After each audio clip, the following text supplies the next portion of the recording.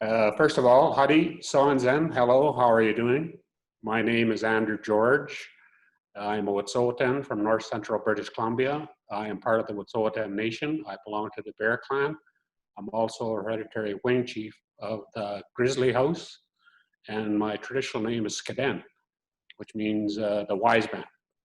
And it's a pleasure being here. Fantastic. Well, welcome to Indigenous Skills. We really appreciate you taking your time out of your busy schedule and to be talking with us today. We really appreciate it's a pleasure. I think anything that we can do for our youth and open up the trades and opportunities, I think it's fantastic. Yeah, thank you. So, talking about your profession, why don't you explain how you got your start as a registered seal chef? Well, actually, this goes way back. Go back into traditions. I grew up off reserve through the choice of my grandfather, who did not want to expose us to the residential schools and wanted to live off the land and off the traditional territory. So that's how I grew up. Grew up in a household in Telkwa, British Columbia. I have 6 siblings. And I'm the middle child, so I managed to cook a lot and learn how to cook on an open fire, a campfire, while I was growing up in the territories of the Wet'suwet'en, and learned how to cook really good food on an open campfire with my father, and slept in the same camps as my grandfather and my great-grandfathers, and actually got pretty good at it. And through high school, I ended up cooking in a mining camp, because of my experience of cooking in the territories, and they loved the food and told me I should become a chef. My first dream was actually be a geologist, because I love it on our land and I love it in the mountains. But I took them serious, and right out of high school, I took that journey and moved to Vancouver and never looked back. Holy wow, that sounds exciting. How did you find the transition going from Telkwa, which I used to live up in Terrace. I lived in Terrace for 10 years. I just came back to Victoria recently. And when I went to school, I went out of Powell River to Vancouver, and I found it quite busy. How did you find the transition for yourself? The transition was pretty scary. I had been to the city once before me coming down here in 1984. In grade 7, I was in a student exchange that came to Vancouver, and they sent a bunch of groups of kids to Smithers. So I had exposure back then in 1977. But coming down on the Greyhound bus, yes, it's culture shock. Coming from a little town of Telkwa, moving into Vancouver, was definitely culture shock, but very scary as well. But also having education instilled in us and looking for opportunities, I knew I wanted to be a chef, so I was also quite excited at the same time. So kind of a mixed bag of emotions. Definitely having to leave home to pursue this was devastating to myself and my parents. But also on that note, it opened other doors to opportunities. And that's how I look at it. But looking back on that first journey, like you say, it was very scary and culture shock. Yeah, no, I bet. And did you find your dedication to your schooling help you get through that? I think so, because our grandfather, Gistewe Thomas George, instilled in us that we have to get an education in today's world. But most important is our traditional education. So for us to move forward in the new world, he thought we have to get a Western education, just as important as our traditional education. So now we have both feet planted in both worlds. So now I understand the non-native world and the traditional world of the Wet'suwet'en, and I can actually survive in both. And on that note, I actually just got back from Smithers, spending a whole week up there in the territories, fishing and hunting with my son and transferring that knowledge to the next generation. Oh, wow. That must have been fantastic. Yeah, it's good. He's got some stories to go back to the Pan Pacific with. And, yeah, I bet. Yeah, so it was very satisfying. It was very satisfying for my mom to watch this, and it brought me way back to when I was a child, and how my father transferred that knowledge to me, and so on, and how his father transferred that knowledge to him. So that process still carries on today. Oh, that's fantastic. Yeah, and you can bring that into your chef world for sure. Well, yes, the whole intent was about cooking and Yeah, understanding the indigenous food of the Wet'suwet'en and how we collected, how we harvested, how we preserved it, and how we can move it forward in a modern form with respect and sustainability. yeah, fantastic. What was one of your favorite Indigenous teachings? One of my favorite indigenous teachings is the cycle of the salmon and the cycle of the seasons. And I'm obviously from the west coast of Canada, and my teachings are based on the salmon people, which are the west coast people, which is basically a way of life of the west coast. We follow the cycle of the salmon. So I love telling that story, and which affects every season that we go through. But to me, one of my favorite ones is the harvest of the salmon, the respect of the salmon, how we preserve it, how we do its sustainability, and how it's distributed in the feast hall. So everybody gets a piece of that salmon, and it's done respectfully. Oh, fantastic. So when you're teaching at the college that you are now, do you teach from that point of view as well?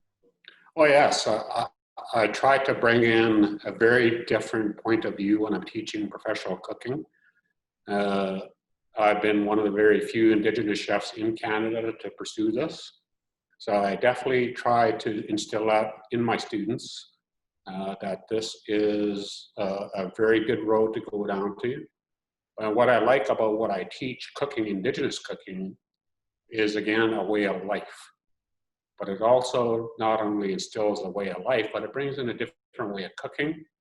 It brings in a different attitude towards food and a different style of serving that food, which is a family style setting, which is brand new to the restaurant industry. And why I like that process is basically breaking bread, where people sit down at one table and the food comes out on platters and they discuss the platter, what's on that platter, where it came from. So it creates dialogue, much like how we did in the past. Traditionally is when new people came into our territories, we broke bread. And there's no better way to break bread than through food. Yeah. Oh, absolutely. Yeah, I remember growing up as a kid, every single dinner was a family dinner. We would sit down all at once. So there were 6 of us in our family, immediate family anyhow, where we always sat down and we ate a meal together. Yes, and to me, when I look at it that way, I bring in the stories. As you know, when we go through teachings, our elders taught us through stories. And I tell a lot of stories, but I also connect it to the professional cook program. So that being done, we are currently working with the Industry Training Authority, introducing an Indigenous professional cook program here in the province of British Columbia that will focus in on the nations in British Columbia to instill their food history, some recipes, and to move towards a truly local regional course with each nation in British Columbia. Holy, that's amazing. That's absolutely incredible. Yes, I appreciate that. We did a pilot project with the Okanagan College and the Okanagan Nations, and they're moving into level 2 of Indigenous professional cook. We are introducing it into the Nicola Valley this coming September. We have the 50-week program. It starts in September and rolls through to next July. And the difference between a regular professional cook program and Indigenous is the style of teaching. And again, focusing on the local products, local ingredients, the true traditional 100-mile diet that existed a long time ago. We talk about the grease trails. We talk about how we bartered all that food. And at the end of the day, how we want to modernize that with that kind of respect towards food, how we traditionally harvested, how we traditionally sustainably served it. So I think that's very critical when we put on a course like that. But obviously the biggest thing is acknowledgement. Acknowledgement of the people, acknowledgement of their traditions, acknowledgement of their food, and acknowledgement of their practices, and at the end of the day, looking at the opportunity, how we can all move that forward. Wow. there's so many different ways we can take this. Just thinking about, putting up a professional indigenous professional cook program. You must have consulted with a lot of the local elders, perhaps, or Yes, this is something not to be taken lightly. I don't know if you know that I've been a Red Seal chef for 31 years. I participated in the 1992 World Culinary Olympics, where the Indigenous food was introduced to the world stage, where that team, the Canadian Native Haute Cuisine team, won 7 gold, 2 silver, 2 bronze, and put Indigenous food on the map. And I've been doing that ever since, to properly respect the people, respect the food, and how we can move it forward into the public without disturbing protocol of the First Nation. Yeah, holy man. I'm just thinking about just how many different protocols you would have to go through and learn in whatever area that you're going in to cook with. But, yeah, at the end of the day, it's a large learning curve, and yeah. not only for myself, but for the industry training authority, the chefs that will be teaching.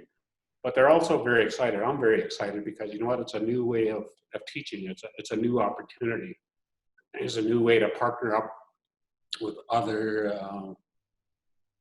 people, other cultures, which brings in fusion cuisine. And I think it really actually focuses in on the local cuisines. And again, I think when you focus in on the local cuisine, like the Nicola Valley, and how rich it is, and how respectfully they go through it, it will change the face of cooking. And when you do that, we're bringing in brand new products. They're not brand new. They're brand new to the cooking world, professional cooking world. But we've always used them. And to me, it's an educational process on both sides. And I think if we can do this together, I think the tourism industry in British Columbia will fly, because it's something unique. It's something that people have been itching for a long time, is to know where your food came from. Yeah. And to me, along with food comes stories, dancing, and culture. So it's all in one package. And I'm very excited about that. When we talk about food, it encompasses everything that we do as an Indigenous person, right from the harvest to the production, to the cooking, to the feeding, to the ceremonies, to the celebrations. And it's an amazing, amazing experience. Oh, I'd love to be in one of your feast stalls for sure. That'd be fantastic. Yeah, well, we did a couple of feasts in Kelowna for the program over there, and it went very well. And through Wet'suwet'en custom, at the end of the feast, we allow the chiefs in each clan to stand up with a big bowl of huckleberries, which is very, very highly prized in the Wet'suwet'en. And they get up and they dance for their berries. And what a wonderful event that was instilled into that feast. But boy, did they ever have fun. When you watch the whole community, native and non-native, get up and dance together and pay homage to the berry. And when you look at the Indigenous culture, the berry played a very key role in our society, in our diet. Because prior to European contact, the life expectancy was 120 years. It's cut down in half. It's 60 years now. And a lot of that has to do about food. And berry plays a very key role in that because of the antioxidants in the berries. And our traditional knowledge keepers, the elders, know about that prior to Western science. Wow. Yeah. There's so many encompassing roles with food and responsibility and sharing, and that knowledge that you have. Thinking about the knowledge that you've gained over your lifetime from working in camps as a kid, you authored a book. Yes, it started at the 1992 World Culinary Olympics, and it's called Feast for All Seasons. It was an introductory to the world on Indigenous food, and when they asked about that book, it was about the stories of the Wet'suwet'en and the foods that we cooked at European contact. Since then, we've upgraded that particular book at the 2010 Olympics and came out Feast of All Seasons, which modernized those recipes from the first book. And in 2013, we took it a step further and came out with another book called Modern Native Feasts, which now takes us into the realm of fusion cooking, having a look at Indigenous products and moving forward into modern plates, modern way of presenting it, and modern way of feeding people. I know Colleen, our director of communications, has a copy of that book. She's very proud to have. How do you see success in your industry? I see success not just by grades of A, B, or C. I see teaching through a different lens. I see teaching through the lens of my forefathers. I see the teaching much how we grew up. We were groomed, which is very similar to an apprenticeship. And we were groomed from when we were very young to become eventually a hereditary chief. But we were always watched, we were always groomed. So I want to look at that and how that was done, and to bring that in here. And what I'm saying by that is a different style of teaching. I have a lot of I stories in my course. And I focus in on what I've done, not only what I've done, but what I didn't do right. Because a lot of people look at the successes, but nobody really focuses on the hardships that we've gone through to get here. And it was a very hard journey, but it was a very rewarding journey. And that's part of where I think Indigenous teachings and the cooking course can play a very key role, because it is very different. Again, looking through the lenses of my forefathers and my dad, going back to grooming, very patient. In today's world, they call it accommodations. No, we have to learn to be a little more patient with our students. And another thing that I instill in my students, which I learned through my grooming, is I teach them just as much as they teach us. So I learn off of my students. I learn who they are. I learn what they want. And at that end, it makes my job easier to teach them because you understand them.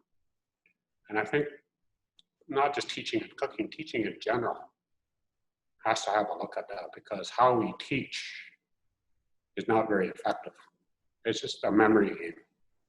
But when you instill life skills and life stories, my vision of success is how a person changes, how a person, how would you put it? Not their lifestyle, how I empower that person to move forward, where they can have the power and the strength to move forward into the next level of cooking. And that's what I see as success. Sure, the grades are important. Sure, style is important, but to me, self-improvement is a big thing in what we do. Because once you instill that confidence, that person will fly.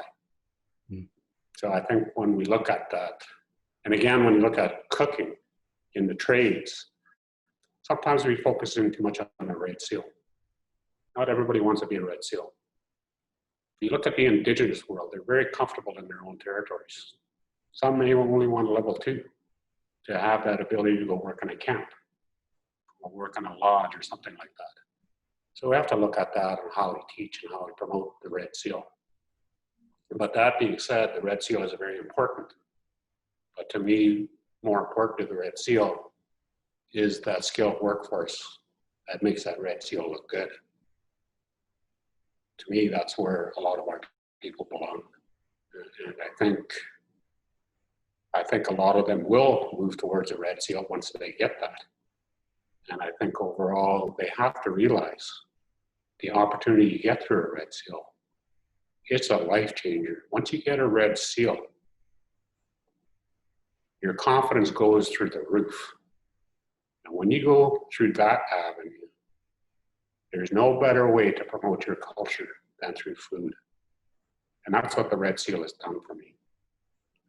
And my message to everybody out is a continuous education in both worlds. Our traditional education and a Western education, where they both meet to promote and to build stronger communities. What I like about it, what we do here at NBIT, is we just don't train cooks. We train human beings. And we make a better person. And I'd much rather look at that lens. And how do I improve that person rather than how can I make them a good cook?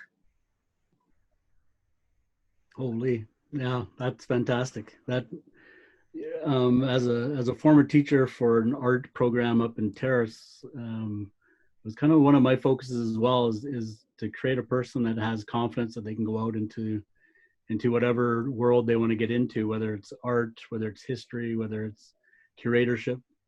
And it sounds like it's sort of the same thing that you embody as well.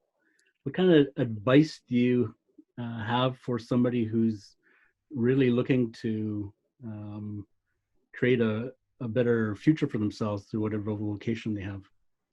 To me, there's a couple of key messages that my hereditary chiefs gave me. The first one is education, education, education. That's something that our youth really have to grasp. Because when you look at an apprenticeship, it's only 4 years out of your life. 4 years, when you look at it, is not a long time. So we have to instill that education back into our youth. And what does an education do? An education opens that door to opportunity, whether it's a traditional education or a Western education. It always opens that door to an opportunity. So my message is continuous education, continually building on that, and not necessarily going after your dream. Because sometimes you'll be chasing a dream for a life and never get there. What you got to do is build on an idea. Get a good idea, build on that, and how you build on that is through a good education. So to me, that's key. When you get that and you move it forward into a good education, opens that door to opportunity. Or as a good friend of mine in the Fraser Valley, John English, says, in the trades, we go through an education, and the education opens a door to opportunities. But in the trades, if that opportunity doesn't come along, well, let's build it. And that's what we do here at NBIT. We help them build their future. What would you say about if a student or pupil came up against a stumbling block, whatever that might be, personal or whatever it might be? What kind of advice would you give them? My advice is to step back, have a look at it. In our language, we have something is have a look at yourself. In our language, have a look at yourself before you move forward. How can you improve yourself before you put that on someone else? And to me, that's very key, because in today's world, there's a lot of finger pointing. But you know what? We really have to look at ourselves and how we can improve and move that forward working with others.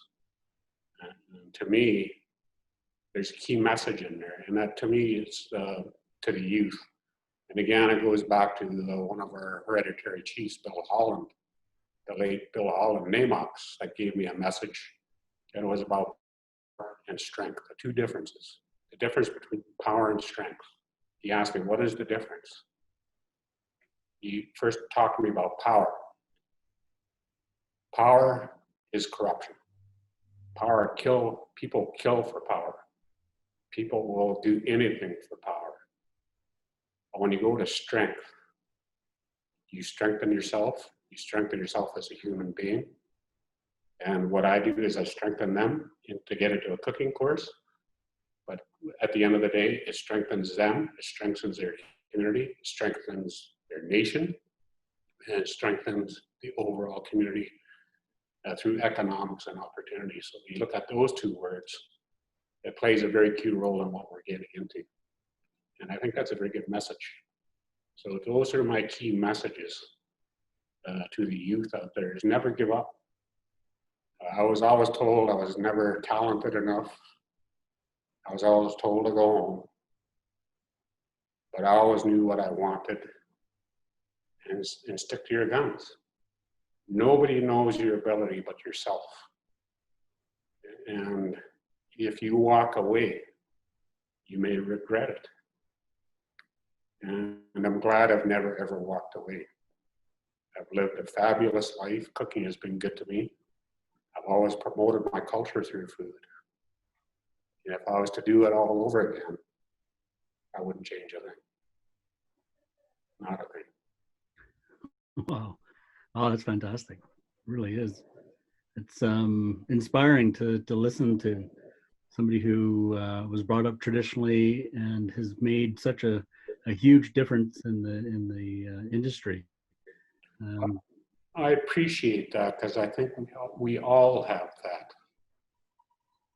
The key to unlocking all of that, again, is education, whether it's a Western education or a traditional education. Everybody has that knowledge. We just have to unlock it and look at it, nurture it, and empower it. And I think we'll have a much better world for that. Yeah, perfect. Who's been your biggest supporter? My biggest supporter has been my mom and my siblings. My dad, prior to him passing, and I really appreciate that, because I come from a very aggressive family. My 6 siblings all went into university, got PhDs and master's degrees, and I'm the lone tradesperson. And I got my Red Seal 31 years ago, and I love that they got their masters and all that stuff, but they all want to live the life as a chef. So I think I made the right choice. Yeah, it sounds like it for sure. Absolutely. Oh, again, going back to this spring and just going home through COVID-19, looking after my mom and checking in on her. I brought my son up with me, and she told all the traditional stories, and we looked at the territories, the boundaries. We caught some trout. We taught him how to make an offering, how we make the offering back to the creek after we finish. And we put the bones back into the creek to thank them. So again, it's to me, I'm very excited about the upcoming course. As through this next course, we've put in a hunting camp, which has never been done in a professional cook program before. Mm-hmm. So we have a hunting camp, which is set up with the elders in the Nicola Valley. Not necessarily a hunting camp, but it's a buffalo camp, where we're going to go into the buffalo farm, and we're going to assist and look at the harvesting of buffalo, go through the ceremony, and we're going to do a pit cook with that buffalo. Another part of this program is a fish camp. We're going to do in the Fraser Canyon through the Sitka Nation. That's going to show us how they traditionally harvested, how they dip netted, how they make wind-dried salmon in the Fraser Canyon. And then the last one is a gathering camp, where we go into the mountains in and around the Nicola Valley and gather wild herbs, wild berries, and all that stuff. And then we show them the traditional way of doing stuff in the smokehouse. And then we take it into the kitchen and we do a modern form in a smoker. So we show them the best of both worlds. So what that does is we take our traditional food and move it into a modern kitchen, produce the same product, but we do it respectfully. And I think that's the capture to the Indigenous student. Fantastic. That sounds like a wonderful program to be a part of. How many students are you looking to have in it? This next coming up is we have 18. But that being said, this course is being designed around the province. We're giving every region an opportunity. Actually, this September, it's being put up by College of New Caledonia in Burns Lake. And it's with the Wet'suwet'en. And again, there's a lot of field trips, and it's very exciting. Fantastic. And are you the only instructor involved, or do you bring in other community members or other chefs? No, I reach out to the Nicola Valley. I got the elders coming in. First of all, our first day of class, they'll come brush down the kitchen, which to me is very sacred. Very good, instills a lot of confidence into our students, and brings us right into tradition right off the bat. They come in and give us stories of the Nicola Valley, how they used to live, how they used to gather, how they used to preserve. And boy, when you see an elder talk like that, You see the pride in their eyes, their voice, and it really instills into the students. And they don't have to be Indigenous. This course is open to everybody. So part of that, and then I take the recipes, and then we do that in the kitchen, the local recipes. But I've also have a hunter that comes in, the history of the hunters, that comes in and brings some bow and arrows in, spears, and talks about how they traditionally and how they respectfully use those tools. So again, it's just another opportunity of using my, what I call traditional knowledge keepers. And there are other chefs that are going to be coming in as guest speakers. I'm a strong believer in building bridges with other nations, other cultures. They don't have to be necessarily an Indigenous chef. I'm bringing in Métis chefs, Japanese chefs, non-Indigenous chefs to basically give the same story, because when you get into the chef world, it's very small. We all understand each other, we all support each other.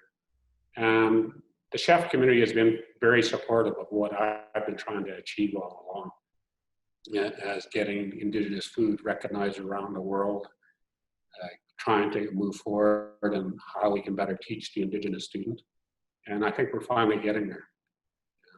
And I'm just very proud to be part of that process. Yeah, it sounds like a groundbreaking program for sure.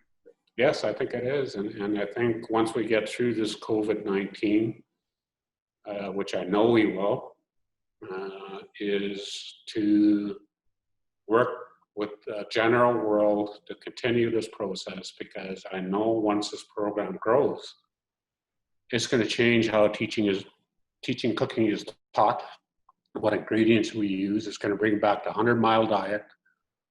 And again, going back to the course itself, we had a 100-mile diet, but we also had the grease trails. Our food reached all parts of North America. We had no planes, we had no trains, we had no automobiles. It was all by foot. Horses and pack dogs, and it's called the grease trail. And to me, it was more than food. It had to do with flint and obsidian. And those are all found throughout North America, and they only come from certain parts. And most of the obsidian and flint come from British Columbia. And you can find them in most parts of North America. And that all came through food. And to me, the reason why I like what I do is that it's an identification of who we are as a nation. Like, I'm part of the Wet'suwet'en. We're part of the Salmon people. The Cree are part of the Buffalo. You look at the Six Nations in Ontario and Quebec, through the Three Sisters, the corn, the bean, and the squash. Very powerful. And how the Indigenous Iroquois Nation had an impact on the American Constitution. And that was through food. So the American Constitution is actually based on the the Iroquois Confederation, which is the Six Nations, which is all based on corn, food, the Hiawatha Belt. And that's what Indigenous food brings. And I think it should be respected. I think it should be done with pride, because it took a long time to get there. Long time, thousands and thousands of years of sustainable harvest, respect ceremonies to keep all that intact for the 7 generations. As you know, every nation in Turtle Island, which is North America, has a 7-generation plan, which includes food and culture. Wow. Sounds like, sounds like there's so much history behind that food, the grease trails. My dad is from Ross River up in Yukon Territory, and he remembers getting dried fish from down in British Columbia when he was coming down to Liard. Yes, and that's where the bentwood boxes came in, because they were transported in bentwood boxes. And dried salmon was a commerce. It was a bartering tool. And that's how we got buffalo meat, how we got caribou and moose meat out of the Yukon. So that's all part of this. And again, to me, it just instills pride in the Indigenous student, in confidence. That, hey, man, they're talking about our food, and wow, imagine what we can do with this. And man, watch those people fly. And to me, we're going to have a hard time holding those doors open because it's more than just the Indigenous student. There's a lot of people interested in this, and the door is open to everybody. So I invite everybody to please have a look at this program and move it forward. Super, so inspiring. Thank you so much there, Chef Andrew. Oh, you're welcome, and I thank you for the opportunity, because there is no better message that we can send our youth at this point on the opportunity that faces them right now. And sure, it's scary. If it wasn't scary, it wouldn't be worth their time. When you look at that, if it comes easy, it's not worth their time. So when we go through this, I love what is going to happen. I love the national program where this is going to be featured. And to me, to change the face of Indigenous cooking in Canada and North America, because I've been the face of that for a long, long time. And now we've got a lot of very talented youth that are ready to kick that door open. And I'm just waiting for it, because I'm ready to hand over that reign and continue my teachings, because it's time we expose the youth in a new way, a new vision, and support them. And I'm all for that, because in our culture, we don't hoard things. We transfer that knowledge. And my message is I'm going to transfer that to as many youth as I can, because that's where I got it from. It's from my forefathers.